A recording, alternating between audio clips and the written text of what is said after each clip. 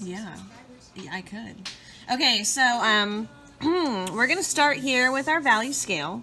I know you guys, if your brush was like real hard, you dipped it in the water, you softened it up, then we actually want our brush to be pretty dry. We don't want it to be super wet at this point.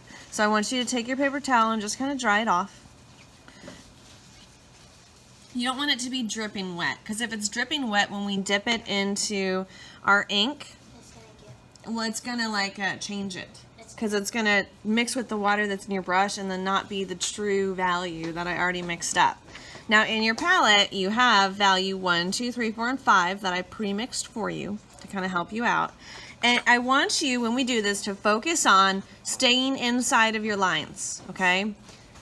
It's something you need to work on. It's not going to be easy for everybody, but we're going to stay inside the lines. And when we paint with our brush, okay, I think it's helpful to anchor my hand on the table. So like you can tilt your value scale to however it's easiest for you to paint it. And you don't want to smash your brush down like this. Can you see this? Yes. You don't want to smash it. You want to keep it to where you're kind of holding it upright and just touching the tip. Okay? So we have nice control and we're just touching the tip and we're being gentle. We're not doing a whole lot of pressure. Let's start with our value 1. We're going to dip into our value 1. The brush is going to absorb some of that color, as you'll see. Look, absorb, look. Can you see? I'm dipping in like this. And it kind of sucks it up. And then what we're going to do is we're going to start filling it in, trying to stay inside the lines. And what I do is I'll pick one edge, like this left-hand side since I'm right-handed. I'll go up and down, and then I'll start to smooth it over to the right. Now the key is I need to work pretty quickly, because if it was to dry like this, it would dry with that funky line. It would be hard for me to get rid of it. So I need to get the whole thing filled in before it dries. So you can see I'm just touching the tip of my brush. And these brushes have really nice fine tips. Makes it pretty easy. Okay, very light pressure. I have my hand anchored on the table, which keeps my hand from shaking. Otherwise my hand kind of gets the shake going. Okay, now I want it to be smooth as possible. I don't want it to be darker on one side and lighter on the other. So what I can do, if it's getting like, look, if it looks like, can you guys see how it's starting to get much darker on this left-hand side because I have more ink over here? Yes. A little bit darker. That's good. Let me see. What I would do is that if I have too much ink and it's like, oh my gosh, it's darker over here, I dry my brush off, okay, with my paper towel. I take my dry brush, and if I just kind of tap it over that ink where there's too much, it'll soak it right up, okay? You can also do that with a paper towel. It'll just soak up even more. So it depends on how much you want to lift off, okay? I want it to be, though, nice and smooth and uniform. I don't really want one side darker. I don't want darker splotches. I want it to be smooth. And it looks pretty good. Sometimes when it dries, it's not as smooth as you would like.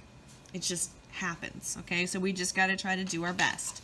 So after you finish value scale 1, you want to dry your brush off, okay? No, we don't need to wet it. You just want to dry it. We don't really need to rinse our brush constantly because we're using basically the same color, you know, just different values. So now we dip into 2. 2, yes, 2 is darker. So we dip into 2. No, I did not. I did not need to clean my brush. It's not like I'm going from yellow to red. You know, it's all kind of the same. So that's kind of what's nice about this. You don't have to worry about cleaning your brush. And I'm going to use just the tip, and I'm going to try to smooth it over. I'm going up and down. Really focus on, can I stay inside those lines? What if the water leaks out? Well, you know, you got to do your best. Sometimes it happens. You know, mistakes happen. It looks the same.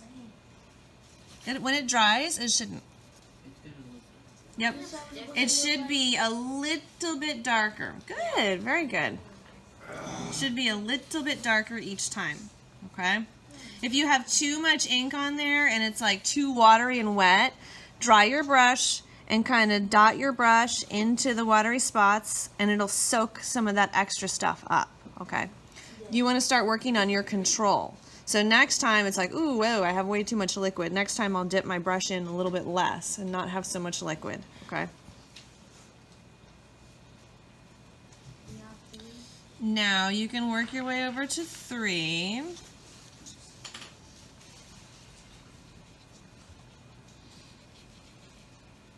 Darker? Yeah, 3 should be a little darker.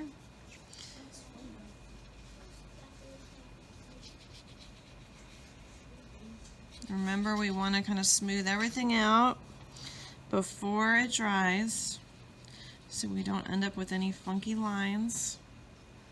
What if we had covered our sides of box a little bit? That's okay. You want to try not to. If it happens, it happens. You know what? Sometimes, watch this. I'm going to go outside this box. I just went out here. Sometimes if you do that, sometimes you can take your paper towel and look at that. I just kind of pressed on it with my paper towel and it soaked it up. Okay, so sometimes you can do that. If you make a mistake, you can take your paper towel really quick before it dries, press it on it, and it'll soak it back up.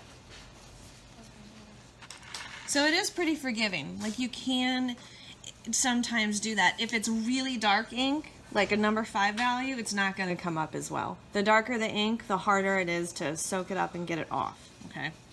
The lighter the ink, the more forgiving. So I'm going to dry my brush on my paper towel, just like this, and then I'm going to move to my value 4.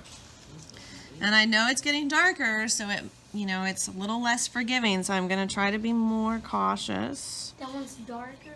Mm-hmm. Oh my gosh, it just absorbed like almost half the thing. Yeah.